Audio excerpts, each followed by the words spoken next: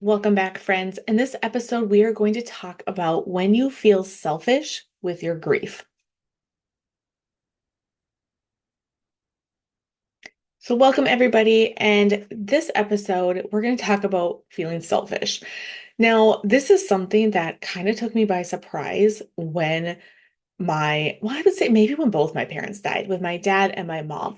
With my dad, if this felt more comforting in a way, and with my mom, it just made me angry.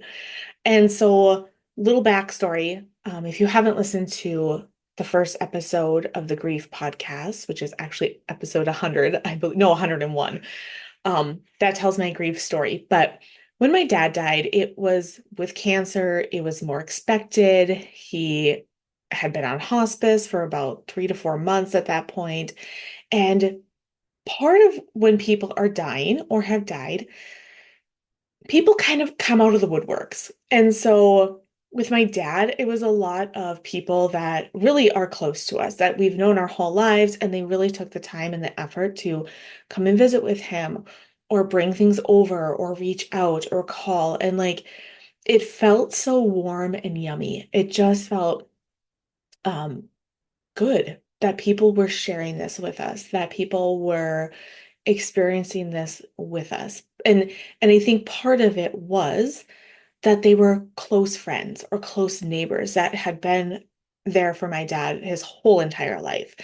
And so that is why it felt comforting and nice and lovely when people were reaching out. And my mom, on the other hand, when she died, it was tragic. It was in the news, it was on Facebook. And so people were coming out of the woodwork, but it was a lot of people that I didn't necessarily know or people that I hadn't talked to in years were all of a sudden reaching out, and it felt wrong to me. It felt like they were reaching for the skinny on what happened, right? They wanted all the deets. They wanted the details on what happened when my mom died. And maybe they did, maybe they didn't. But the way it came across was you haven't talked to me ever, or you haven't talked to me in like 10 to 12 years. Now all of a sudden you want to talk to me. And I also part of me understands this logic because then I don't know, about a year or so after I saw a college friend who she had a loss and I reached out to her and she was probably thinking the same thing, right? Like you haven't talked to me since college. That was, I don't know, 10 years ago at that point. And she's probably like, you are just fishing for details. And I wasn't. I really had good intentions, just like I really think a lot of these people had good intentions. It also affected them to see that my mom had died, the way that she died. The way that I would get angry was if they hadn't really bothered with her in their life at all until she died. So it felt more fame seeking almost to me. And I would get angry and I felt selfish. Like, how dare these people reach out now? Like, who are they to know the pain that I'm going through? They don't, this is not their mom. They don't know her. They don't know her like I know her. Right. And so that's our initial response. We want to be selfish. We want to be angry. Maybe for some, it does bring comfort, like with my dad, and all those are okay. So every emotion that you feel through the grief process is okay. But it's what we do with that or what we allow to kind of take over that ends up being the problem. And so with my mom specifically, because it was more of a negative emotion, I was upset. It allowed me to be angry. I know around that, like I was lashing out at my kids and my husband. I would lash out at people that really did know my mom, and I would like maybe not say it to them their face, but after they left, I'd be like, like they really care either, or they're just worried about themselves, right? Like I was just angry. I was angry at everybody. And so it's okay to feel angry, but what I realized was like I was letting that anger control me. I was letting that feeling of selfishness that I want to hold like my mom's memories close by. Like I don't want to talk about this every time I'm out in public. Because like I said, it was on the news, it was broadcast. I didn't want to talk about it with everybody and anybody because I felt like they didn't know my mom anyway. And so I did want to be selfish. But how I went about it when it comes out in anger or yelling isn't probably like it wasn't good for me. Let's say that. If there's a time when you need to be kind of to the point and direct with somebody because they're not getting the point, that is a completely different thing. That's not what I'm talking about here. What I'm talking about is when so there was a specific example. I went to parent teacher conferences and there was one of the parents and she was trying to get like the lowdown of like, well, what really happened? And well, weren't your parents married? And I was like, yes. And she's like, well, how come one was with this funeral home and this one? And I was like, I don't even know what you're talking about. She's like, well, it was in the paper. And I'm like, okay. Like, and at the time, I wish I would have just said, this is not the time or place. I'm here for my children. But I felt so cornered. And afterwards, I felt almost like I was blindsided by it. I was just blindsided that somebody would come up to me and talk about this. And then she started going off about her dad and how he was sick and all the things she was doing to take care of him and how she knew how I felt. And all I could think it was like, you don't know at all how I feel because your dad's still here. My parents are dead, and I wish I could go and take care of my mom or dad right now. And so I just left angry.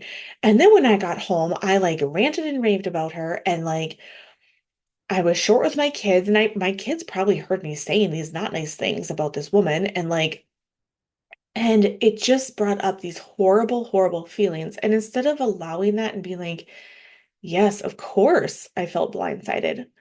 Of course I feel selfish right now. There's nothing wrong with that. That's normal. And so that's what I want you guys to hear with that. Like, there's nothing wrong with that. That is normal. And I want you to be okay with being a little selfish. I want you to be okay with knowing that it's okay to say, I don't want to talk about this right now. Or, yes, thank you, but I need to go. I also want you to know that it's okay if you want to have compassion for the people that come up to you and share stories with you about your loved one. I saw somebody post one day about how her dad was a teacher, and a lot of past students would come up to her and like share all these stories and how sad they were that he died. And she was like, "Yes, but like it was a teacher to you. It's not your parent." So she just felt like I'm being selfish and like I know they mean well, but and they do, right? And that's okay too. But it's also okay to say, I don't want to have to share my loved one. And right now it feels like I have to share them with everybody, especially if it's the first week or two, like be around like the prayer service, wake, funeral, that kind of stuff.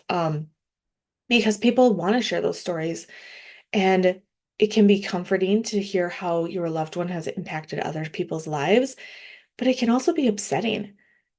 And so that's what I want you to understand and take away from this episode is that it's okay to have so many emotions come and go as somebody's talking to you. It could even be like one person coming up to you and talking to you, and you might be like, oh, that was super sweet. And like, oh my gosh, like they don't know my parent or my loved one. Like, what are they talking about?